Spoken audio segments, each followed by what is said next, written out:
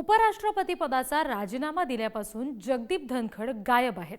या संदर्भात आता इंडिया आघाडीचे सुद्धा नेते शंका उपस्थित करतात आणि याच संदर्भात खासदार संजय राऊत यांनी थेट केंद्रीय मंत्री अमित शहा यांना पत्र दिलेलं आहे। धनखड यांचा ठावठिकाणा लागत नाहीये, त्याच्यामुळे विरोधक आता सर्वोच्च न्यायालयामध्ये सुद्धा याचिका दाखल करण्याच्या तयारीत आहेत। या सगळ्या संदर्भातला हा रिपोर्ट बघूया।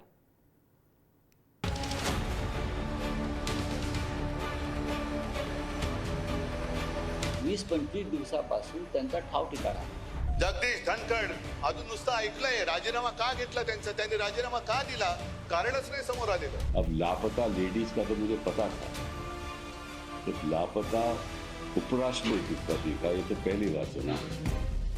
21 जुलैला उपराष्ट्रपती पदाचा राजीनामा दिलेले जगदीप धनखड कुठे आहेत? गेल्या 20 दिवसांपासून जगदीप धनखड कुठे गायब झाले? असे प्रश्न गल्लीपासून दिल्लीपर्यंत अवघ्या देशाला पडू लागले।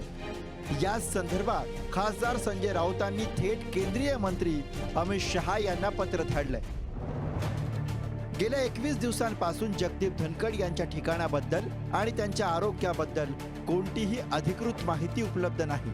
दिल्लीतील राजकीय वर्तुळात अनेक प्रकारच्या अफवा सुरू आहेत की त्यांना त्यांच्या निवासस्थानी नजरकैदेत ठेवलं गेलंय। त्यांच्या सुरक्षिततेची आणि आरोग्याची माहिती सार्वजनिकरित्या उपलब्ध असणं आवश्यक आहे। काही राज्यसभा सदस्य त्यांच्या हितासाठी सर्वोच्च न्यायालयात हेबियस कॉर्पस याचिका दाखल करण्याचा विचार करतायत। सर्वोच्च न्यायालयात जाण्यापूर्वी तुमच्याकडनं अधिकृत आणि खरी माहिती मिळावी हीच अपेक्षा आहे। जगदीप धनखड यांच्या सध्याच्या ठिकाणाबद्दल, त्यांच्या आरोग्याबद्दल आणि सुरक्षिततेबद्दलची खरी माहिती देऊन या सर्व चर्चांना पूर्णविराम द्याल, असं संजय राऊतांनी आपल्या पत्रात म्हटलंय।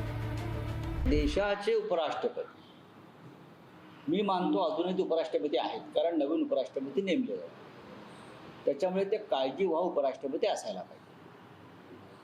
कुठे आहेत? 20-25 दिवसापासून त्यांचा ठाव ठिकाणा नाही, त्यांच्या अस्तित्वाचा पत्ता नाही। ते कुठे आहेत, त्यांचं काय झालं, त्यांची प्रकृती कशी आहे, त्याच्याविषयी या देशातल्या जनतेला आता चिंता लागून राहिली। ते हाऊस अरेस्ट आहेत का, त्यांना कुठे बंदिवान करून ठेवलंय का, काय झालं? या देशाचा नागरिक म्हणून, एक संसद सदस्य म्हणून आम्ही हे प्रश्न उपस्थित केले नाही। तर त्यांनी राजीनामा दिल्यावर त्यांनी हेल्थ ग्राउंड्सवरती राजीनामा दिला आणि त्यांनी, मला वाटतं त्यांनी आराम करण्याकरता आणि रेस्ट करण्याकरता आणि स्वतःच्या तब्येतीकडे लक्ष देण्याकरता ते आराम करत असतील म्हणून फोन बंद करत असतील। संजय राऊतचा फोन उचलण्याचं काही कारण नाही त्यांचं। जगदीप धनखड यांचा उपराष्ट्रपती पदाचा कार्यकाळ 10 ऑगस्ट 2027 पर्यंत होता, पण आरोग्याचं कारण देत त्यांनी तब्बल वर्षभर आधीच अचानक राजीनामा दिला। अनेक दशकांच्या राजकारणाचा उबग आल्यानं जगदीप धनखड यांनी काही काळ शांत राहण्याचं ठरवलं असेल, पण विरोधकांनी धनखड यांच्या राजीनाम्यावर शंका उपस्थित केली आहे। 21 जुलै 2025 अधिवेशनाच्या पहिल्या दिवशी जगदीप धनखड सहभागी झाले। 21 जुलै 2025 दुपारी 4 वाजता त्यांचा 23 जुलैच्या जयपूर दौऱ्याचा कार्यक्रमही जाहीर झाला। 21 जुलै 2025 सायंकाळी 5:30 नंतर अनेक विरोधी खासदारांनी त्यांची भेट घेतली। 21 जुलै 2025 रात्री उपराष्ट्रपतींच्या अधिकृत एक्स अकाउंटवरून राजीनामा प्रसिद्ध करण्यात आला। राजीनामा देताना जगदीप धनखड यांनी प्रकृतीचं कारण दिलं। धनखडांच्या राजीनाम्याच्या 15 तासांनंतर पंतप्रधान नरेंद्र मोदींकडून त्यांच्या उत्तम आरोग्यासाठी प्रार्थना केली गेली। धनखड यांचा कार्यकाळ 10 ऑगस्ट 2027 पर्यंत होता। अब लापता लेडीज का तो मुझे पता था, तो लापता उपराष्ट्रपति का ये तो पहली बार सुना। अभी हमारे उपराष्ट्रपति थे और जिस तरह से उन्होंने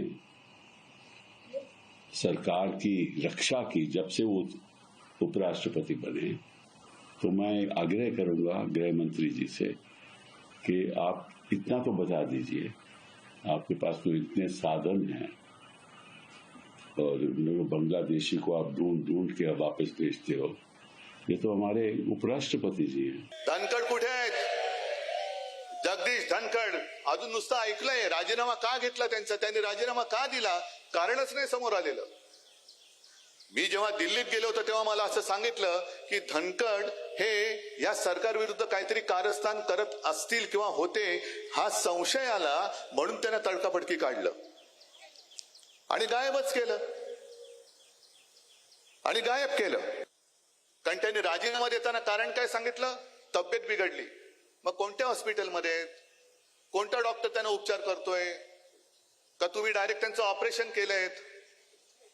काय नेमकं धनखडांचं झालंय काय?